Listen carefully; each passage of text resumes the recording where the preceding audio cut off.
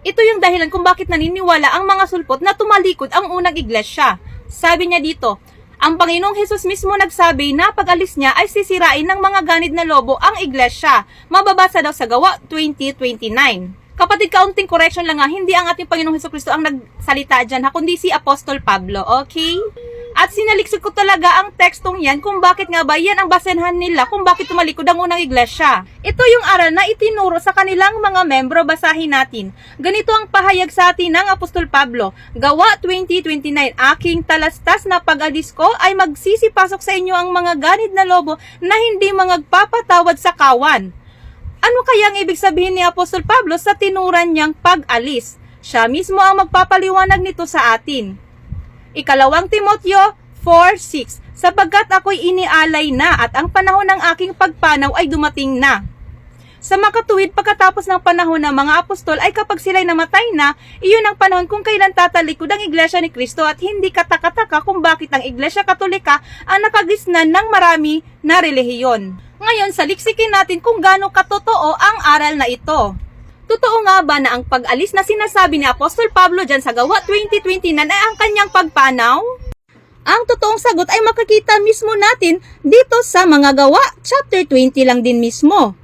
Dito, malalaman natin kung saan nga ba pupunta si Apostol Pablo kung bakit niya sinabi na pagkaalis ko. Dito sa Gawa 20:22, bago pa tayo pumunta sa Gawa 20:29. Ito, basahin natin ang Gawa 20:22.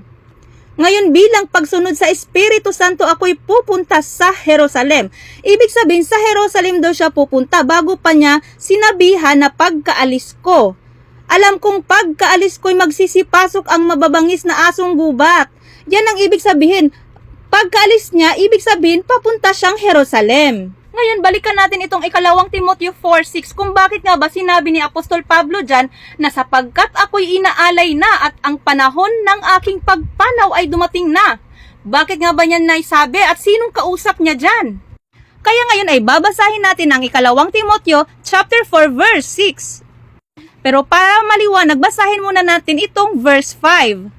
Ngunit ikaw maging mahinahon ka sa lahat ng oras, magtiis ka sa panahon ng kahirapan. Gampanan mo ang tungkulin ng isang mangangaral ng magandang balita at tuparin mo ng lubos ang iyong paglilingkod, sapagkat dumating na ang panahon ng pagpanaw ko sa buhay na ito.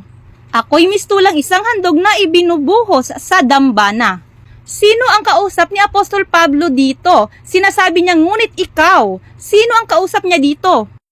At kung iatas mo naman sa verse 2, ay nagtagubilin si Apostol Pablo sa kanya bago siya pumanaw. Ipangaral mo ang salita ng Diyos, pagsikapan mong gawin iyan, napapanahon man o hindi. Himukin mo at pagsabihan ng mga tao at palakasin ang kanilang loob sa pamamagitan ng matyagang pagtuturo. Ibig sabihin niyan ay tagubilin ni Apostol Pablo sakaling siya ay pumanaw na. Ang chapter 4 pala sa ikalawang Timoteo ay liham ni Apostol Pablo para sa kanyang anak sa pananampalataya na si Timoteo. Kaya malinaw na si Apostol Pablo ay nagtagubilin na bago siya pumanaw dito sa mundo, nagtagubilin siya sa kanyang mga anak sa pananampalataya na ipagpatuloy ang ebanghelyo. Hindi niya sinabi na kapag pumanaw siya ay tatalikod ang buong iglesia, ang lahat ng iglesia.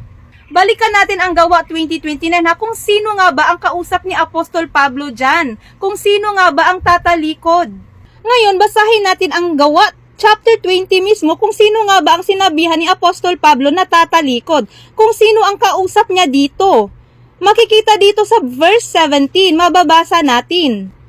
Mula sa Mileto, ipinatawag ni Pablo ang mga matatandang pinuno ng iglesyang nasa Efeso. Pagdating nila ay kanyang sinabi. Ibig sabihin, ang kanyang kausap dito ay ang mga iglesyang nasa Efeso.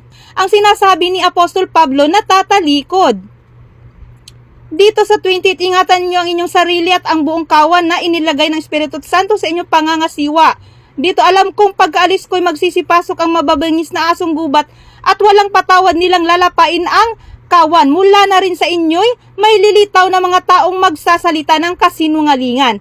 So, sino ang ibig sabihin ni Apostol Pablo dito? Ang mga taga-Efeso lang. Kaya't malino na ang aral na ito ay isang panlilinlang lang at kasinungalingan upang paratangan ng iglesia na tatag ni Jesus na tumalikod di umano. Ganito yung taktik ng mga bulaang mga ngaral. Iko-connect yung isang talata sa isa pang talata kahit hindi naman konektado sa isa't isa. Ang pagiging mabuting pastol ng ating Panginoon na Hesukristo ay sapat ng dahilan upang maniwala tayo na hindi talaga tatalikod ang iglesia na tatag niya mismo.